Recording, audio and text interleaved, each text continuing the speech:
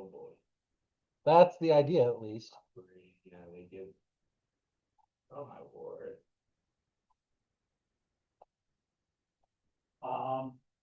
Well, I'm going to get started. The chapter 18 homework is due on Monday next week, Tuesday next week, the 28th. The chapter 18 quiz is will be on Tuesday next week, the 28th. We will also be doing a review on that day. We'll review chapters 16, 17, and 18, have the quiz, and the lab that day is for makeups. I don't think any of you guys have any labs you need to make up. So basically the lab that day is buffer if you need to keep taking the quiz. The chapter 3 exam is on Thursday next week. And it's just on it's on chapters 16, 17, and 18 on the 30th. And please turn in any late labs you have. Thank you for doing so. Yeah. So we were discussing black holes.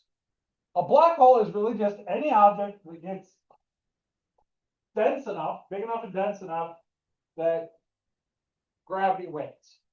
So basically, the idea of what a black hole is, an object that is dense enough that not even light could escape it, existed before we knew how they could, that idea was floating around for a while. Because it's sort of an interesting sort of theoretical proposition. You can work out how fast something needs to go to escape any object because of its gravity. There's like an escape velocity. And you can just calculate how massive and how small would something have to be for its escape velocity to be bigger than the speed of light. Just using Newton's gravity. And it turns out that if you work this out with general relativity, it worked out as a solution to the equations where you had what was called the singularity. That's a mathematical term for like when something goes to infinity. That had all the mass of it in there and a constant gravitational thing. So a black hole is some celestial object so dense that the escape velocity is equal to or greater than the speed of light. And it turns out once you have something that dense, it effectively cuts itself off from the rest of the universe because things can only go in, they can't come out. And this is sort of gravity's final victory. A black hole is just the point where gravity wins. Not even light can escape. Black holes are thought, yeah. Aren't we technically here on Earth, even though we're mostly here by gravity, but aren't we technically under the pull of a black hole? Like here on Earth? Well, yes, because gravity travels infinitely from every object. Right. It's not a big deal. The gravity from a black hole is nothing special. It's just like the gravity from any other object. Oh, okay. It's just if you're close to a black hole, it's small enough and dense enough that near the black hole, gravity wins. Far away from a black hole, like if the sun was suddenly replaced with a 1 solar mass black hole, our orbit wouldn't change. We'd all die because the sun would be gone, because there wouldn't be any light coming to us, but nothing would be affected gravitationally. Okay. Far away from a black hole, it's just something with the mass of that object. Yeah. All the interesting stuff only happens very close to it. Gotcha. But close to it, there is a point where gravity wins. And that line where literally nothing can escape is known as the event horizon. Black holes are thought to result from a supernova explosion when the core remaining is greater than 3 times the mass of the sun. That means the star in question needs to be about 20 to 30 times the mass of the sun originally. That's fuzzy because we don't exactly know how much mass gets lost through the life of a star and things like that. And as the star's matter continues to condense down to an extremely small point, theoretically, what would happen is that there's nothing that can resist gravity at this point. So the matter just gets smaller and smaller and smaller and smaller until it becomes a singularity. And our current knowledge of physics breaks down and we have no idea what the hell it is. And we can't look because nothing comes out of the inside of a black hole. So, oh, did I forget to? I bet I did.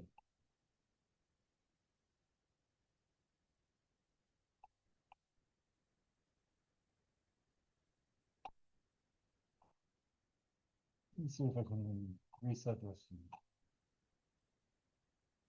Sorry about that.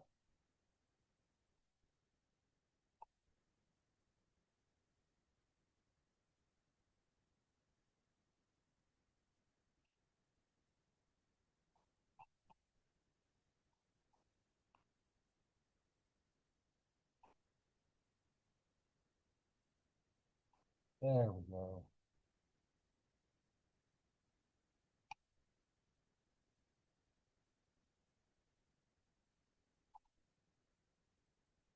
So here is a short video about black holes.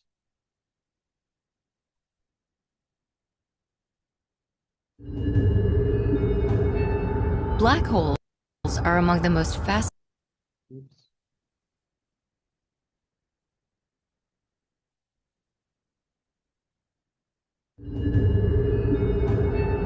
Black holes are among the most fascinating objects in our universe, and also the most mysterious.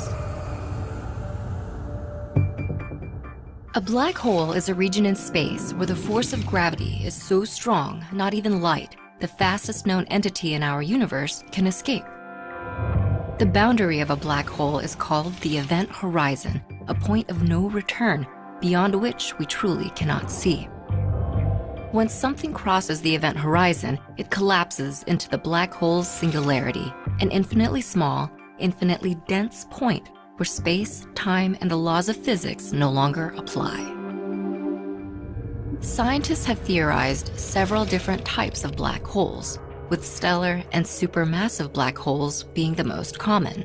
Stellar black holes form when massive stars die and collapse. They're roughly 10 to 20 times the mass of our sun and scattered throughout the universe.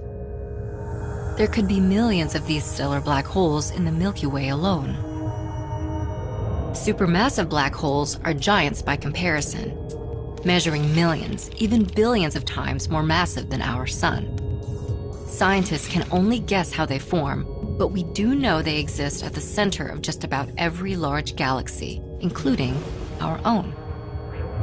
Sagittarius A, the supermassive black hole at the center of the Milky Way, has a mass of roughly 4 million suns and has a diameter about the distance between the Earth and our sun.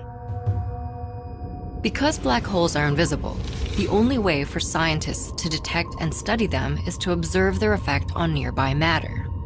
This includes accretion disks, a disk of particles that form when gases and dust fall toward a black hole, and quasars, jets of particles that blast out of supermassive black holes.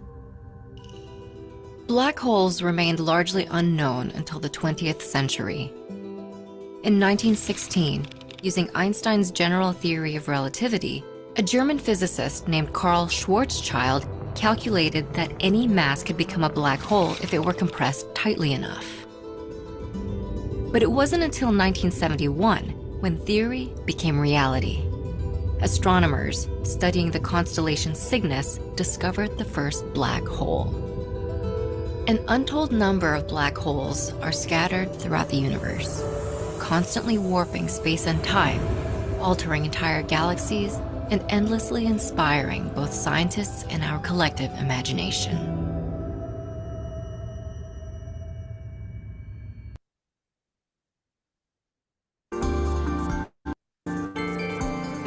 And if you'd like to see what a black hole looks like, probably the most accurate depiction in media is Interstellar, because the science advisory for that movie managed to convince them to do some actual science and do accurate simulations. So there were actual scientific papers published based off of the visualization they did for that movie.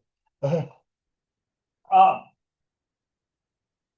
so the black hole there looks like the most accurate or a black hole. So the event horizon of a black hole is basically a one-way boundary. Things can go in, but nothing can come out. And if nothing, not even electromagnetic radiation, can escape a black hole, then how can you detect one? Well, when things fall in, they bump into each other and they get out real hot. That disk of matter falling in gets real hot and emits. Get out. Well, it's not fully in. This is outside the event horizon. But the material that's falling into the event horizon is got a lot of energy. It runs into each other. It gets very hot in the form of an accretion disk. It basically orbits the black hole and gets very hot.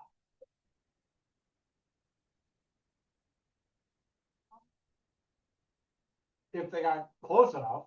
I mean, but it's just it has a gravity well just like anything else. Far away from a black hole, the gravity looks just like any other object. It's like it's not like a cosmic vacuum cleaner or anything. It's not some like special sucking force. It's just gravity. It's just there is a point where the gravity is so strong, nothing can escape.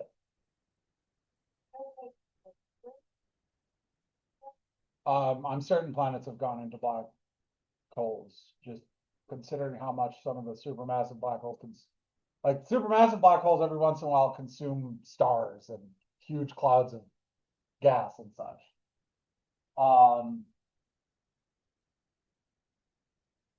So, I mean, it would have been torn up before it got too close just by tidal forces and other factors generally.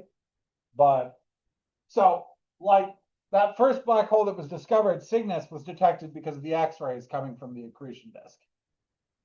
So captured gases just outside the event horizon get very, very hot. They will emit X-rays and as they form an accretion disk. So you have like a binary system where one star has material that is ending up accreting onto the other. This happens a lot when you have like a black hole or a neutron star or a white dwarf even can have an accretion. But here, material from the star ends up settling into the black hole. It gets very hot as it falls in because it gets faster and faster and it runs into each other and stuff. And eventually emits X-rays. The X-rays that are being generated are apparently due to an accretion disk of gases that are being captured by the black hole. And here is an image of the accretion disk around the black hole. The black hole is in the center here. This is the accretion disk. This is the far side of the accretion disk because the light bends around the black hole so you can see behind it. Black holes have this weird thing where you can actually have light orbiting them. But so this is the event horizon of the black hole in M87. So this is the supermassive black hole at the center of M87, which is a few billion solar masses. And it's at the center of another galaxy. It's a massive elliptical galaxy. So this is from the Event Horizon Telescope. They've also imaged Sagittarius A, which is the black hole at the center of our galaxy. So and to do this took combining radio telescopes literally across the world to act as one giant telescope to be able to get the resolution necessary to image this. So this is a radio telescope image. But yes, they had to combine telescopes across the entire planet. So we talked about how low mass stars die. Let's talk about, and we also mentioned the various things that can come out of high mass stars. So let's talk about how high mass stars live. High mass stars and low mass stars form initially in very similar manners.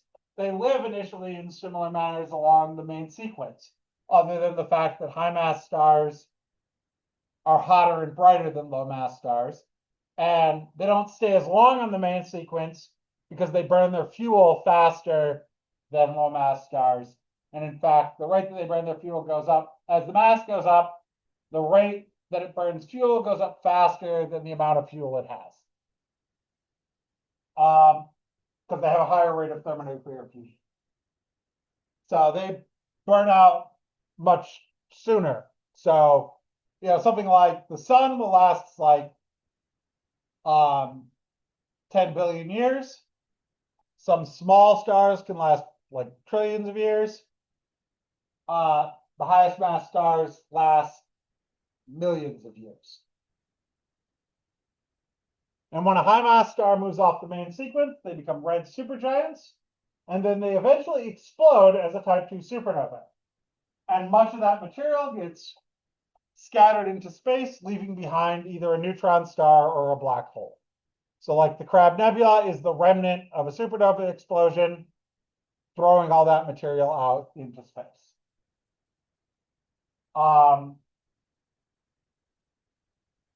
So the initial mass that an object acquires during its formation determines its eventual fate.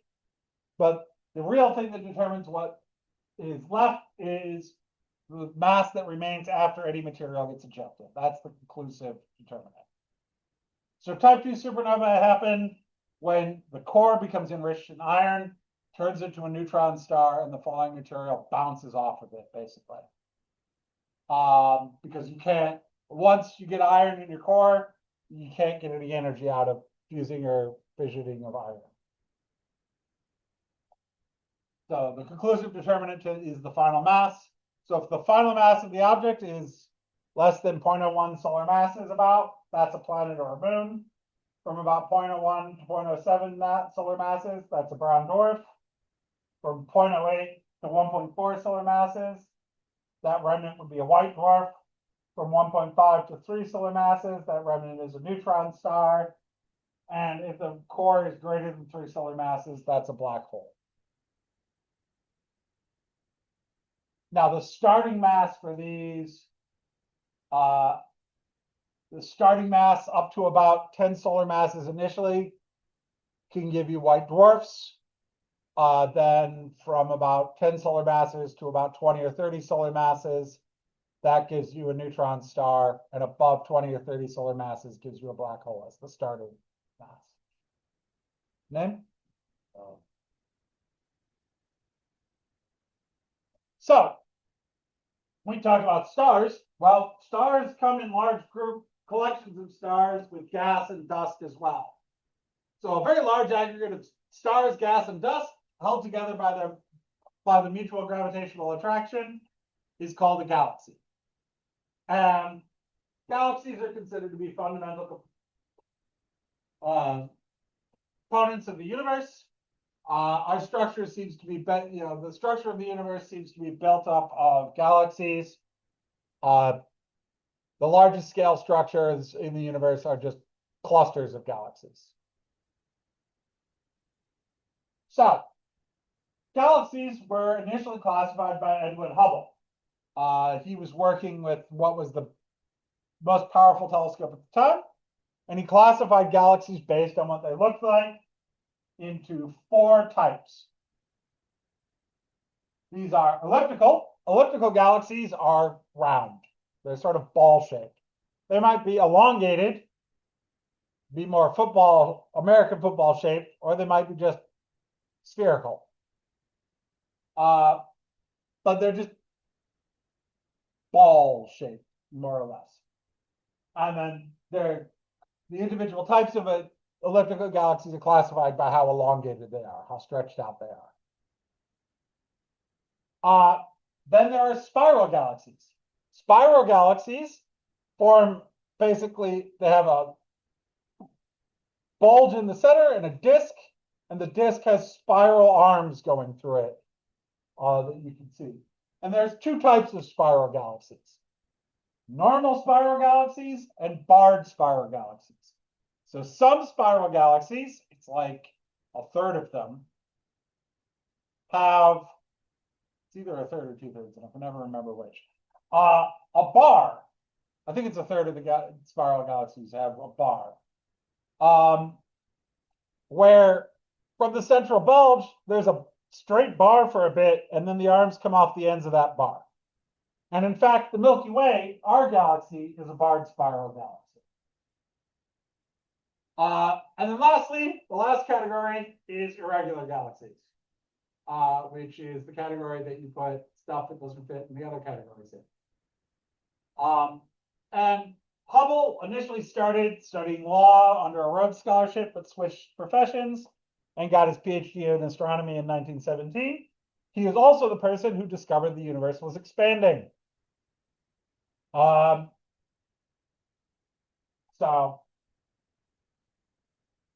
he's the first person to realize that there were other galaxies because he had the most powerful telescope. And then he started studying these galaxies and was able to create this classification system. And also discovered that the universe was expanding by studying how they were moving. For a long time, we didn't know much about galaxies. Just a century ago, we thought that the Milky Way was all there was. Scientists called it our island universe.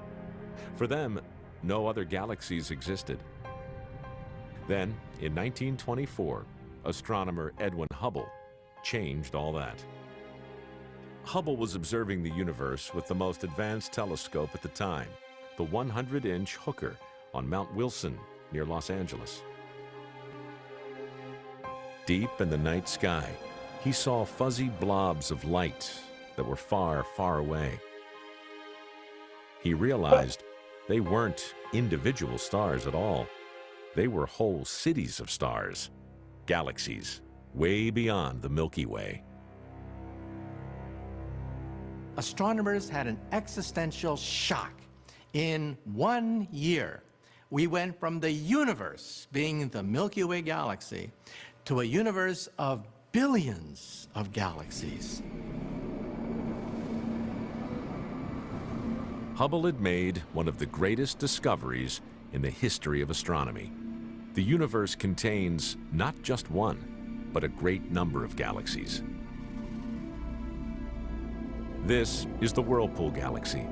It has 2 giant spiral arms and contains around 160 million stars. And galaxy M87, a giant elliptical galaxy. It's one of the oldest in the universe, and the stars glow gold.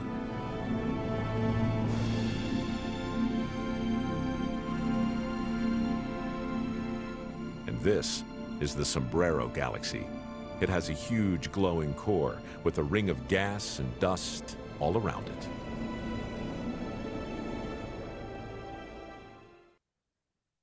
So they just showed normal spirals and ellipticals in that video, but so elliptical galaxies, stars are arranged in a spherical or elliptical shape. It does not have extending or curved arms. They look kind of like fuzzy blobs. So there's an elliptical galaxy, there's an elliptical galaxy. Some of these are also elliptical galaxies. Normal spiral galaxies consist of 2 more or less definable regions. There's a central bulge where lots of stars are tightly bunched together, and then extending out from that bulge is a curved or spiral disk that also contains numerous stars. So this is the Andromeda Galaxy. This is the nearest big galaxy to us. It's not the nearest galaxy to us, but it's the nearest big galaxy to us. Because there are actually several galaxies small galaxies orbiting the Milky Way. But this is the Andromeda Galaxy. It's one of the 3 large galaxies in our local group of galaxies. It's a normal spiral galaxy. And we are, in fact, on a collision course with it. The Milky Way and the Andromeda Galaxy will eventually collide. Where will have that at? To us, to the solar system, not that much, because galaxies are kind of sparse, but stuff will rearrange. There'll be a lot of star formation, and we'll form a new, bigger combined galaxy. But it's not like it doesn't really affect things on the scale of the solar system.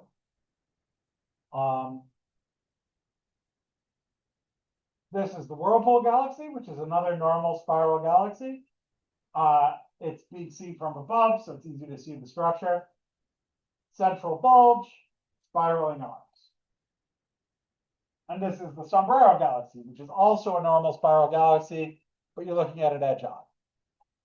So this is the disk with the arms, and this is the bulge in the center. And you'll see a lot of these are M something, because I can never remember the name of the. It was one of the first surveys of the sky. It was a guy who was looking for comets, so he made a list of all the things that kind of looked like comets but didn't move, so clearly weren't comets. So it's basically a list of fuzzy blobs in the sky, and it turns out a whole bunch of them are interesting. Yeah, Messer, that's it. I always, yeah, it's the Messer survey. So he was looking for comets, but he needed to identify all the not comet things. And the barred spiral galaxies are like the Milky Way is a barred spiral galaxy. They're like a spiral galaxy. They have a central bulge. They have spiraling arms, but there's like a bar coming off the bulge that the arms come off the ends of. So there's two broad expansions or bars that extend out from opposite sides of the nuclear bulge before the arms start to curve from the outer boundaries of the bars. And we don't know why some spiral galaxies are barred and others aren't. Here is a barred spiral galaxy. This is NGC 1300. See, there's a central bulge, there's a bar, and then the arms come off of that. And the Milky Way is a barred spiral galaxy. So we live in a barred spiral galaxy. Ours is a little tighter than this, but would it be possible to, I don't want to say, I don't think it's possible right now, but would it ever be possible to travel from one galaxy to another successfully? the distances are very large. Yeah, I get that, but would it ever be possible? Like just so. Like, given everything in space, would it be? I mean, there's. So the biggest problem is that it would take, the Milky Way is something like, yes, there's some relatively close galaxies you could go to. But there's still like hundreds of thousands of light years away. Right, yeah. So the problem is just, there's no way, So like these are some relatively close galaxies. These are two galaxies that are basically orbiting the Milky Way. These are the Large Magellanic Cloud and the Small Magellanic Cloud. They're irregular galaxies with no geometric shape. The reason they're all messed up is because, well, they're orbiting the Milky Way, and eventually the Milky Way is probably going to cannibalize them.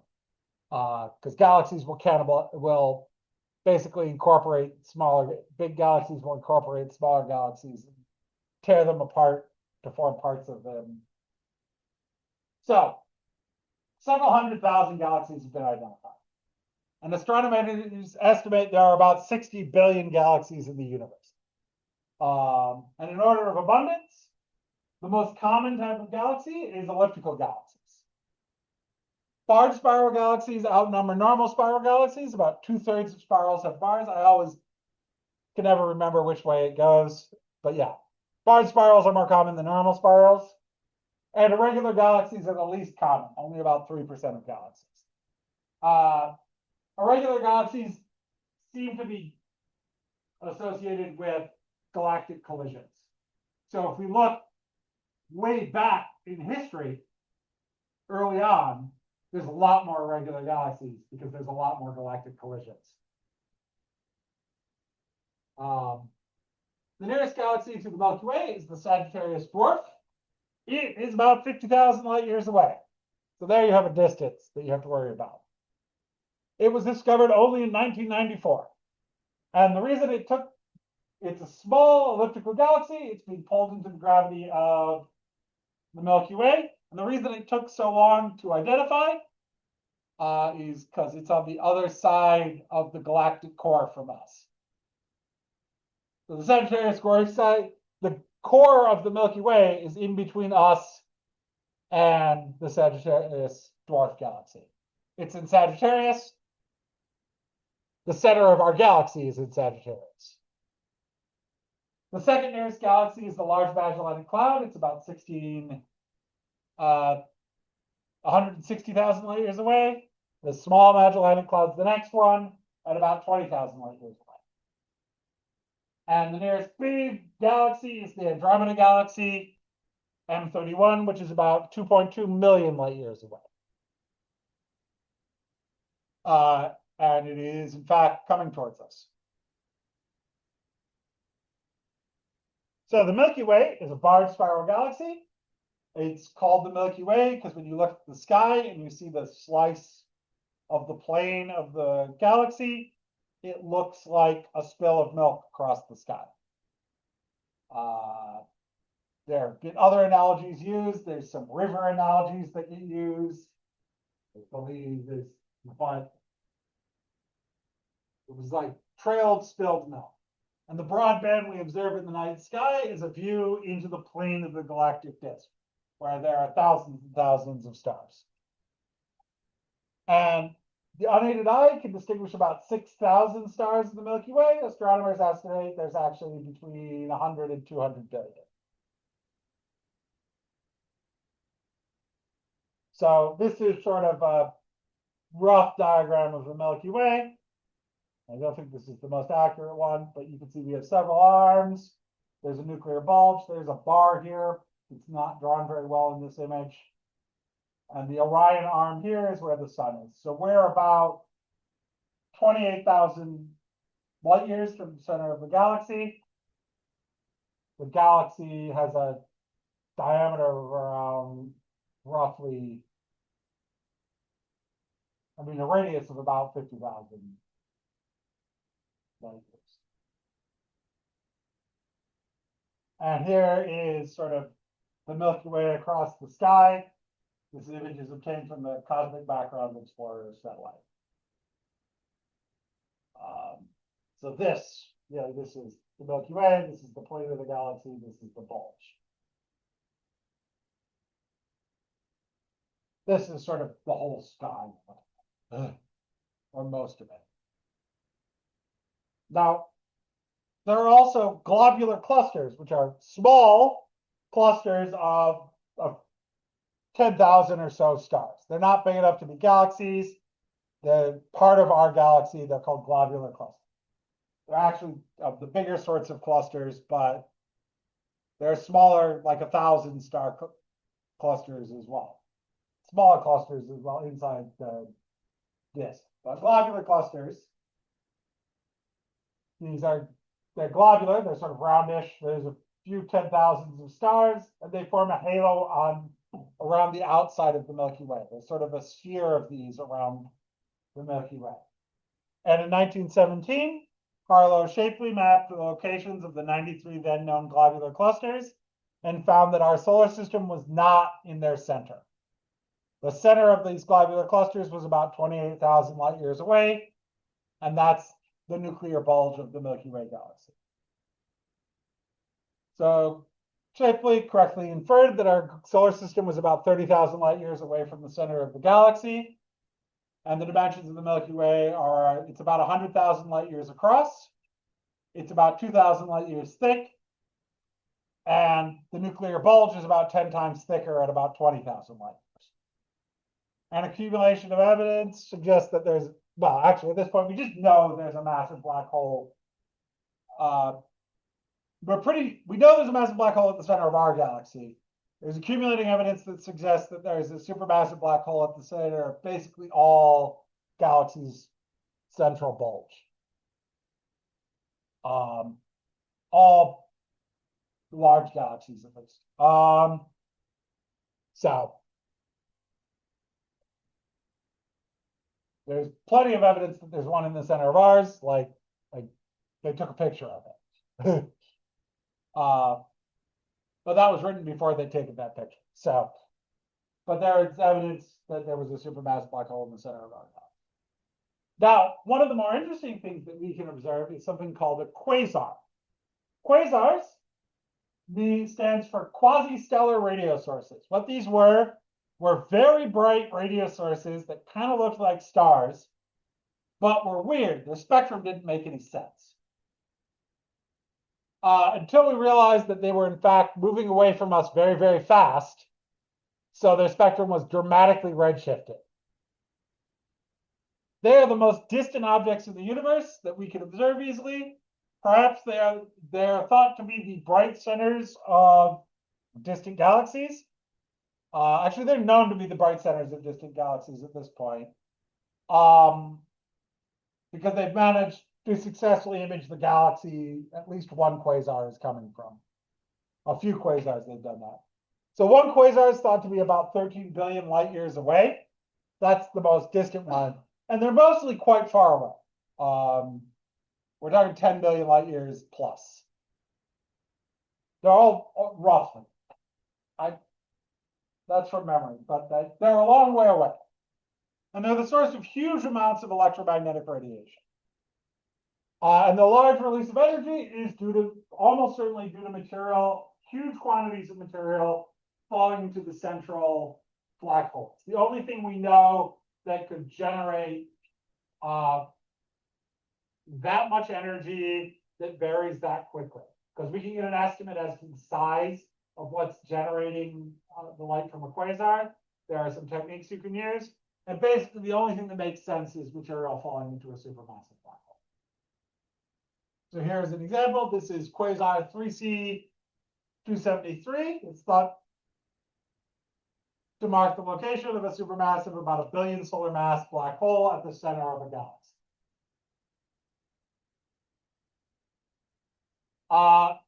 And one of the things about when we look out at various things that are very far away, light takes time to travel. So the further away something is, the further back in the past we're looking. Which means astronomy has this really neat sort of thing where we can literally look back through history by just looking further and further away. So we can basically observe the history of the universe back to until it was about, we can more or less directly observe the history of the universe back to a few 100,000 years after its beginning. And the universe is like 13.7 billion years old. So we can look back like 13.5 billion years. Roughly. So photographs taken today are using light that may have left the star or galaxy thousands, millions, or even billions of years ago. So if we look at a quasar that's 13 billion light years away, the light that left that quasar, that light left the quasar 13 billion years ago when the universe was very young, because the universe is about 13.7 billion years old. There's a fight about exactly how old it is, but it's between like 13.6 and 13.8.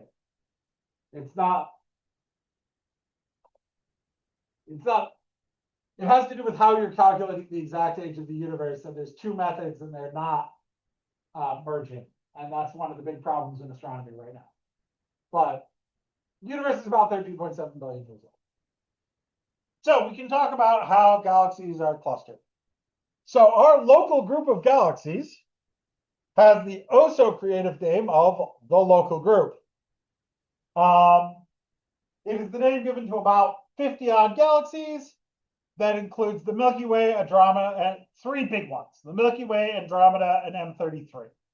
They're all within about 3 million light years of us. They're all gravitationally bound to each other. And astronomers partition the universe off into clusters of galaxies, which are groups of galaxies that are all gravitationally bound to each other. There are small clusters, like our local group, which only has about 50 galaxies in it. And then there are big clusters that can have thousands of galaxies in them. And they range from about 3 to 50 million light years in diameter. And then there are superclusters, which are clusters of clusters. And that's the largest scale of any structures in the universe. So this is our local group of galaxies. This is composed of 3 dominant galaxies, the Milky Way, Andromeda, and M33, and more like 45 smaller galaxies. That's a little out of date. We keep finding little dim galaxies.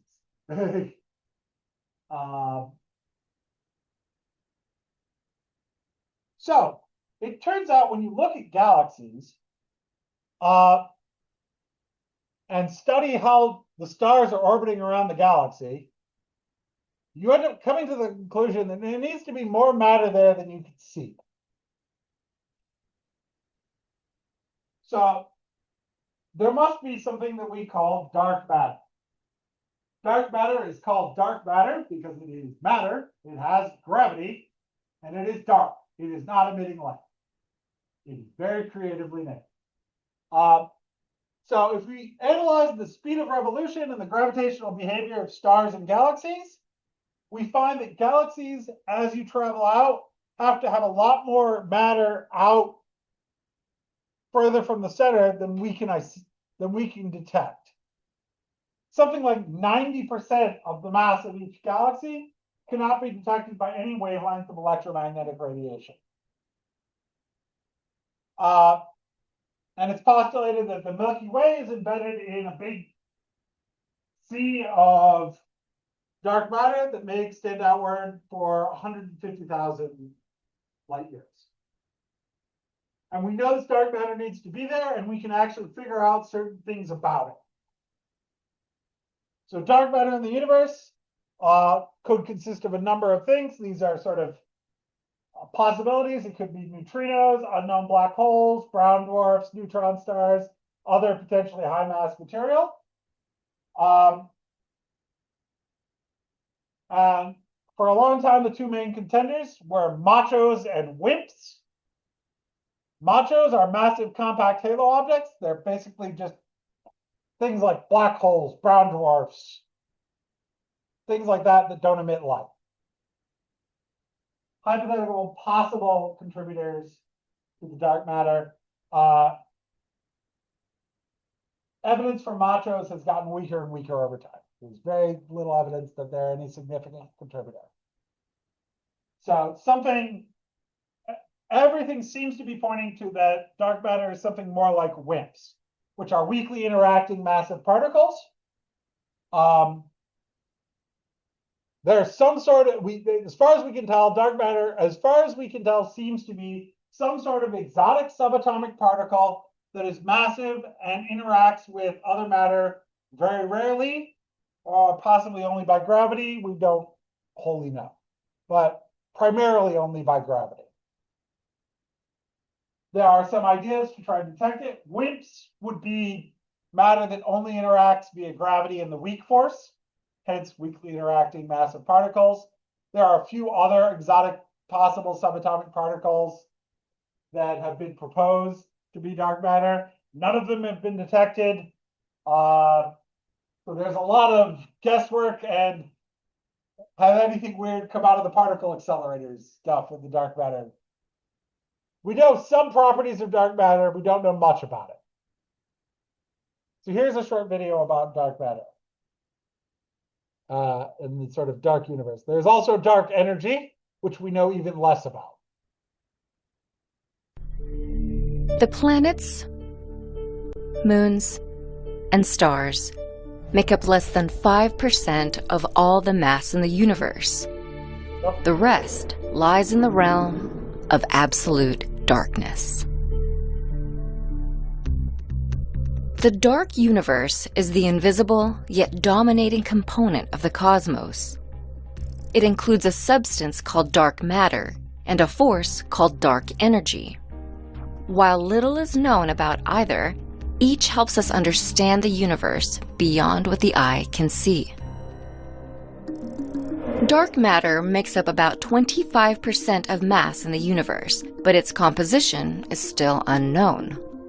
The substance neither emits nor reflects light, and because of that, it cannot be seen. The existence of dark matter can be inferred based on its gravitational pull on the visible universe. According to some scientists, this force is what prevents stars within galaxies from drifting away. Dark matter may have also played a role in the creation of the cosmos. After the Big Bang, dark matter formed a network of filaments across the universe, and in this network, the first stars and galaxies were born. Not much is known about dark matter, but even less is known about dark energy. Dark energy is a mysterious force that fills the space between objects. It makes up about 70% of mass in the universe. Plus, it has a repulsive property that counteracts the force of gravity. The reason for dark energy's existence is unclear. One theory states that it's the fifth force of nature. Yet another says it may help explain why the universe is expanding. In his theory of general relativity, Albert Einstein considered a repulsive force similar to dark energy that pushed space and particles apart. Called the cosmological constant, the variable may provide clues for the expansion of space and time. Much about the dark universe is left to be discovered, but with every theory and technological development, secrets of the invisible cosmos will come closer to being revealed.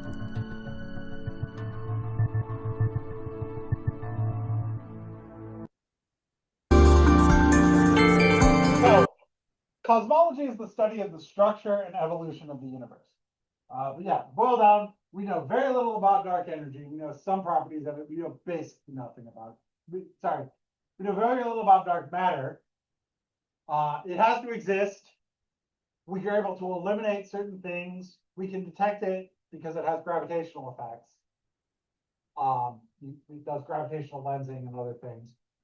We know basically dark energy. We know basically nothing about. So cosmology is the study of the structure and evolution of the universe. And by detecting and analyzing electromagnetic radiation from galaxies, from distant galaxies, we can work out the structure of the universe. Astronomers can determine the structure of the universe. So for example, from work accomplished so far, most galaxies occur in clusters, and these clusters are sort of along linear filaments. And that's sort of the largest scale structure of the universe. One large, long, broad concentration of galaxies is known as the Great Wall. There are also areas that are very empty, that are called voids. So how did this start? It started with Hubble. So Hubble started identifying galaxies and figuring out that they were well outside the Milky Way. He started measuring the distance to galaxies. But he also measured the spectrum shifts, because that's one of the ways you can get useful information about galaxies. It tells you how they're moving using the Doppler effect. So during his investigations, he noticed some shifts were blue and some were red. A blue shift indicates a galaxy is moving towards us. Doppler shifted towards shorter wavelengths. Red shift indicates the galaxy is moving away from us. So, being a scientist, he put it all on a graph. And he noticed that there was a pattern. The further away a galaxy was, the more redshifted it was. All the far away galaxies had redshifts. The nearby galaxies might have some blue shifts. And he noticed that the further away a galaxy was, the bigger the redshift. So the faster it was moving away from us. And as he moved out to more and more distant galaxies, he was able to show that this pattern continued. And he concluded the universe must be expanding. And with this conclusion, this actually led to Einstein declaring that cosmological constant mentioned in the previous video to be his greatest mistake, because it was created to actually keep the universe static. But this was the big deal. If the universe is expanding, it means the universe hadn't existed forever. It started at some point.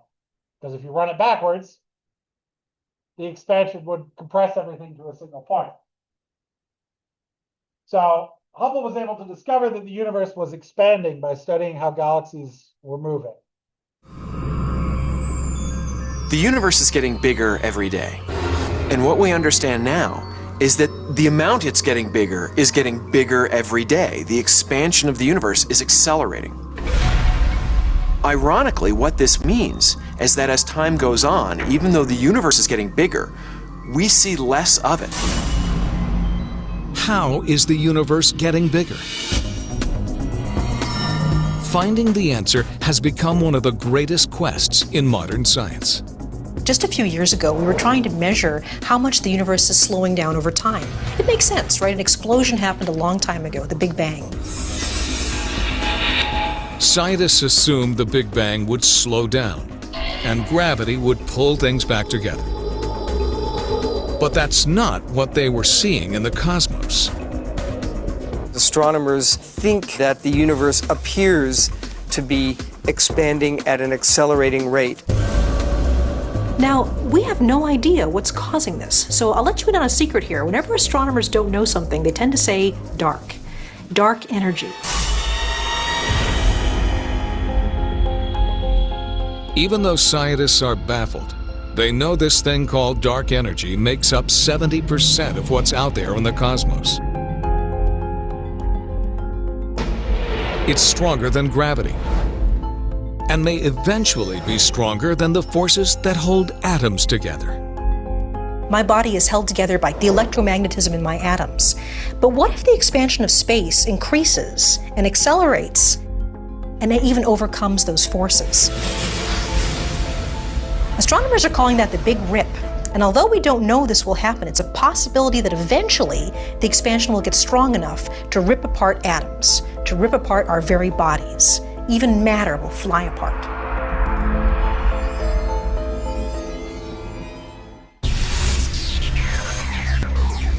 One way to wrap our brains around the expanding universe and the Big Bang is to use an analogy. For instance, tennis balls on a piece of elastic. Here, each tennis ball represents a galaxy. So this one could be our own Milky Way galaxy. And the elastic is space itself. Now, since we know the universe is expanding, it's like taking this elastic and stretching it. Now, as the elastic expands, the galaxies start to spread out and get more and more remote from one another. So our simple model of the universe with tennis balls and elastic literally breaks down if we try to apply it to one ruled by dark energy. Because if we're trying to show a universe in which the rate of expansion between the galaxies is actually accelerating over time, our elastic would have to stretch infinitely far, and we would have to run away from each other infinitely fast. Now, we can't do that with a simple model. And that, in a way, is an example of just how bizarre a dark energy-dominated universe could be.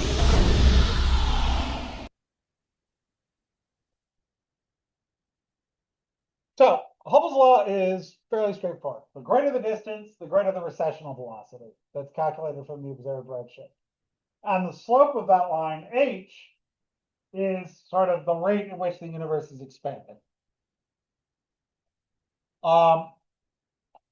So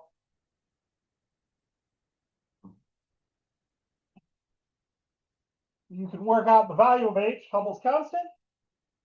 The greater the recessional velocity of the galaxy, the further away the galaxy is.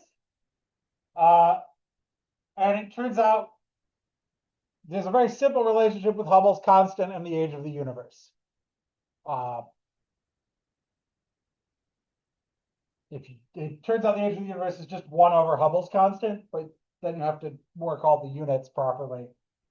So the age in years is 9.78 times 10 to the 11 over Hubble's constant, if Hubble's constant is in kilometers per second per megaparsec. So because Hubble's constant's in weird units, you need a conversion. So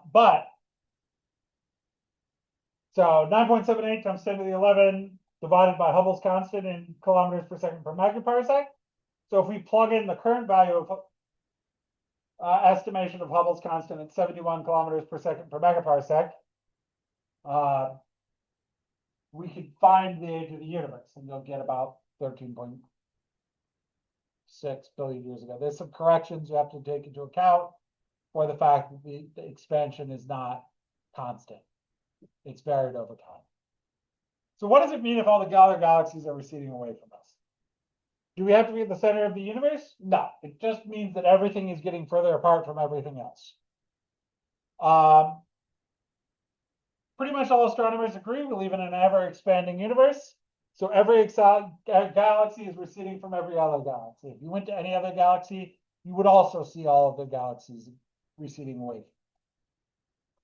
Anywhere in the universe, you'd observe the same phenomena, receding galaxies. So the classic analogy is the raisin bread analogy of an expanding universe, where the raisins represent galaxies and the dough represents space. So as a loaf of bread rises, every raisin recedes from every other raisin.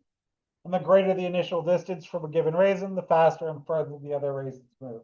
Another way you can think about this is like dots on a balloon. As you blow up the balloon, they all spread apart from each other. So here's an example of calculating the age of the universe using 71 kilometers per second per megaparsec.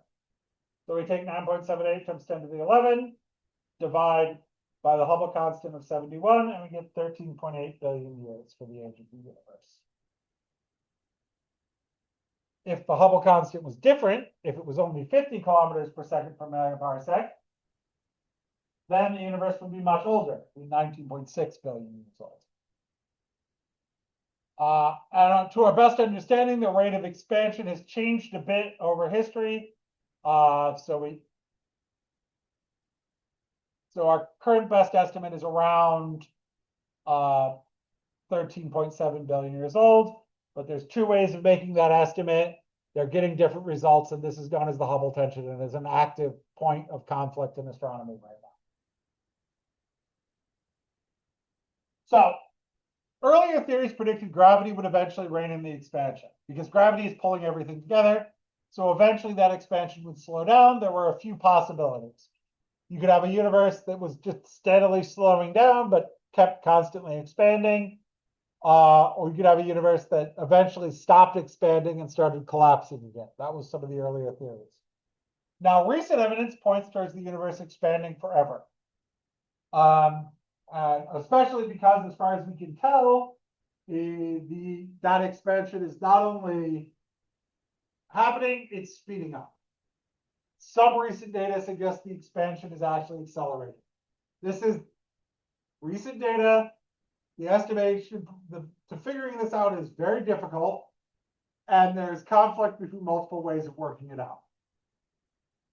So astronomers have proposed a new form of energy, dark energy, to explain this acceleration. And then the details of how dark energy works, or if dark energy is real, or what's going on there, are some of the areas of much conflict right now.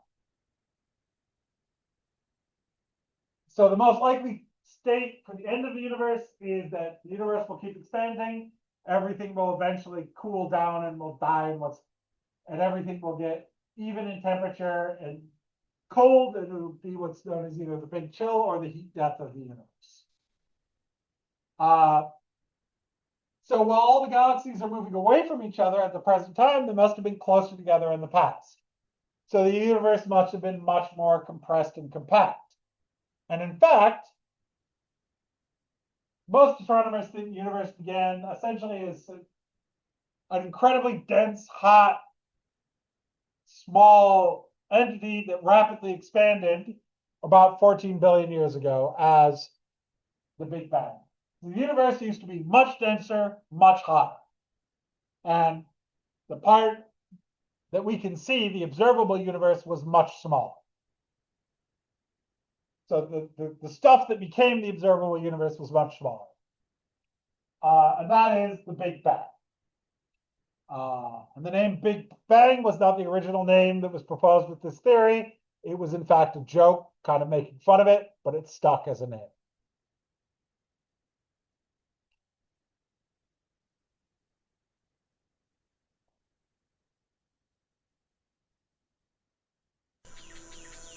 The universe is everything, from the tiniest particles to the largest galaxies to the very existence of space, time, and life. But how did it all begin? The origin of the universe is the origin of everything. Multiple scientific theories, plus creation myths from around the world, have tried to explain its mysterious genesis. However, the most widely accepted explanation is the Big Bang Theory. The Big Bang Theory states that the universe began as a hot and infinitely dense point. Only a few millimeters wide, it was similar to a supercharged black hole. About 13.7 billion years ago, this tiny singularity violently exploded. And it is from this explosion, this bang, that all matter, energy, space, and time were created. What happened next were two major stages of the universe's evolution. Called the radiation and matter eras, they're defined by key events that helped shape the universe. First came the radiation era, named for the dominance of radiation right after the Big Bang. This era is made of smaller stages, called epochs, that occurred within the universe's first tens of thousands of years. The earliest is the Planck epoch. No matter existed in the universe at this time, only energy and the ancestor to the four forces of nature, the superforce. At the end of this stage, however, a key event occurred in which gravity split away from the superforce. Next came the Grand Unification epoch, named for the three remaining unified forces of nature. This epoch ended when one of those forces, called strong or strong nuclear, broke away. Then, the inflationary epoch began, during which the universe rapidly expanded. Almost instantly, it grew from the size of an atom to the size of a grapefruit. The universe at this time was piping hot, and it churned with electrons, quarks, and other particles. Then came the electroweak epoch, when the last two forces, electromagnetic and weak, finally split off. During the next stage, the quark epoch, all of the universe's ingredients were present. However, the universe was still too hot and dense for subatomic particles to form. Then, in the Hadron epoch, the universe cooled down enough for quarks to bind together and form protons and neutrons. In the lepton and nuclear epochs, the radiation era's last two stages, the protons and neutrons underwent a significant change. They fused and created nuclei. And in doing so, they created the first chemical element in the universe, helium. The universe's new ability to form elements, the building blocks of matter, cued the matter era. Much as the name suggests, the matter era is defined by the presence and predominance of matter in the universe. It features three epochs that span billions of years, the vast majority of the universe's lifespan, and includes the present day. The first was the atomic epoch. In this stage, the universe's temperature cooled down enough for electrons to attach to nuclei for the first time. Called recombination, this process helped create the universe's second element, hydrogen. This hydrogen, along with helium atoms, dotted the universe with atomic clouds. Within the clouds, small pockets of gas may have had enough gravity to cause atoms to collect. These clusters of atoms, formed during the galactic epoch, became the seedlings of galaxies. Nestled inside those galaxies, stars began to form. And in doing so, they cued the latest and current stage of the universe's development, the stellar epoch. The formation of stars then caused a tremendous ripple effect and helped shape the universe as we know it. Heat within the stars caused the conversion of helium and hydrogen into almost all the remaining elements in the universe. In turn, those elements became the building blocks for planets, moons, life, everything we see today. This ecosystem of everything was only possible because of the many stages in the universe's development. While countless questions about the origins of our universe remain, it's only a matter of time for some long-sought answers to emerge.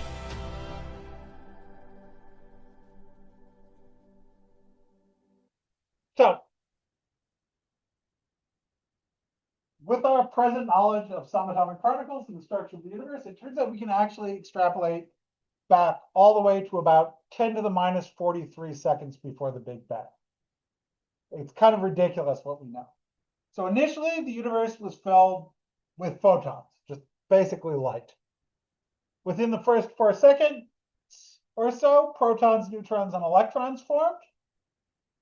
That fusion that formed helium nuclei happened within about the first 3 minutes. And then that point where light separated from atoms to form actual atoms, which is called recombination in a terrible name, occurred at about 280,000 years after the Big Bang. That's the point where the universe cooled down enough to become transparent. And the light from that we can actually still see as the cosmic microwave background. And after about 500,000 years, gravity began forming galaxies and stars. We see our first stars surprisingly early. But there is a period that's known as the galactic dark ages that's after the universe became transparent, but before the first stars. And experimental evidence supports the Big Bang in 3 major areas. The cosmological redshift, the fact that all the galaxies have a redshift in their spectral lines, showing that the universe is expanding. The cosmic microwave background, the microwave radiation that fills all space and is thought to be a redshifted glow from the origin of the universe. And it's from that point where atoms initially formed, electrons merged with nuclei to form atoms, and the universe became transparent at about 28,000 light years, 28,000 years old. That's the cosmic microwave background. And lastly, there is a helium to hydrogen mass ratio of 3 to 1 in the stars and interstellar material, which is what's predicted by the Big Bang model. So there was that period where the temperature was, density was right for fusion to occur after the Big Bang that formed helium, and it would have formed about a quarter of the helium, a quarter of the mass into helium. You can also look at the deuterium abundance as well. And without a doubt, our current knowledge of the formation of the universe is incomplete. And in 1980, for example, the standard model of the Big Bang was modified, and we added a step called the inflationary step. It proposes that the universe consists of that there was a period at around 10 to the minus 35 seconds where there was a sudden rapid expansion of the universe by a factor of about 10 to the 50. And so it proposes the universe consists of a large number of separate regions that bubbled up that formed at about 10 to the minus 35 seconds. And we can only detect information from one of these regions, our universe. And it may, in fact, be the case that the laws of physics are different in other ones of these bubbles.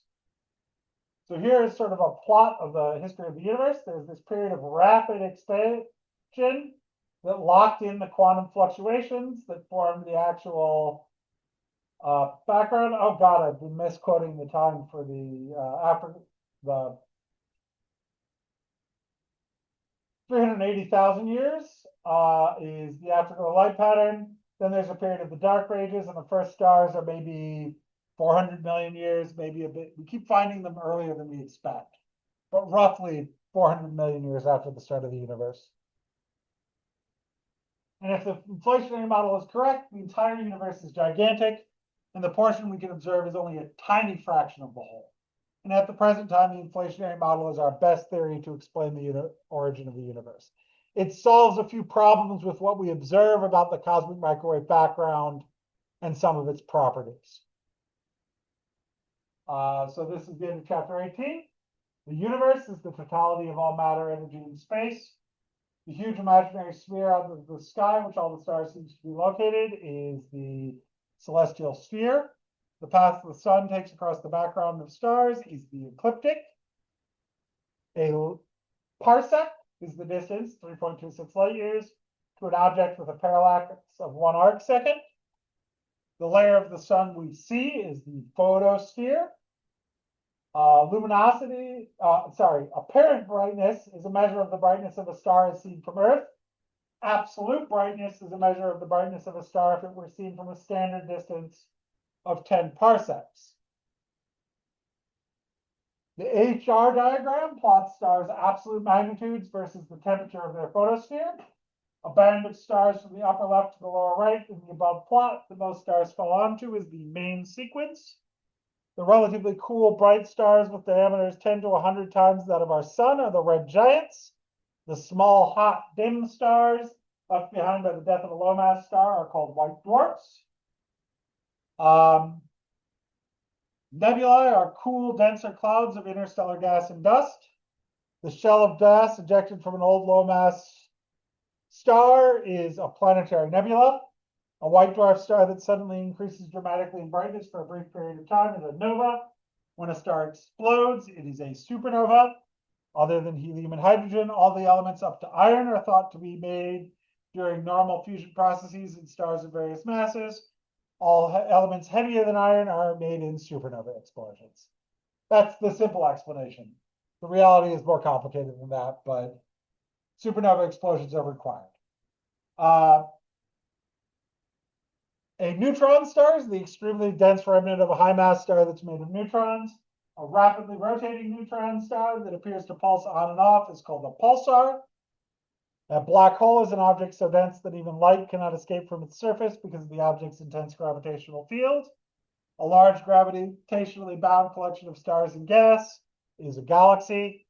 Galaxies come in 3 types: elliptical, spiral, and irregular.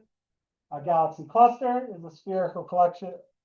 A globular cluster is a spherical collection of hundreds of thousands of gravitationally bound stars, usually found in the outlying region of a galaxy. The additional mass required to keep galaxies gravitationally bound that we cannot see is called dark matter. The study of the structure and history of the entire universe is cosmology. Hubble's law says the further away a galaxy is, the faster it is traveling away from us. The force accelerating the expansion of the universe is called dark energy. The universe is expanding because the space in between galaxies itself is expanding. The Big Bang theory of the beginning of the universe states that the known universe was smaller, hotter, and denser in the past, and it began rapidly expanding 13.8 billion years ago. And the echo of the beginning of the universe that provides evidence for the above theory is the cosmic microwave background. And in the very early universe, hydrogen and helium were created in a ratio of 3 to 1. That is the end of chapter 18. Just a reminder, the chapter 18 homework is due on Monday. The chapter 18 quiz will be on Monday after we do a review of chapters 16, 17, and 18. The lab on Monday is for makeups, and please turn in any late labs you have. You can turn them in here. You can turn them on outside my office in room 335. I'm going to end the meeting, and that's it for today.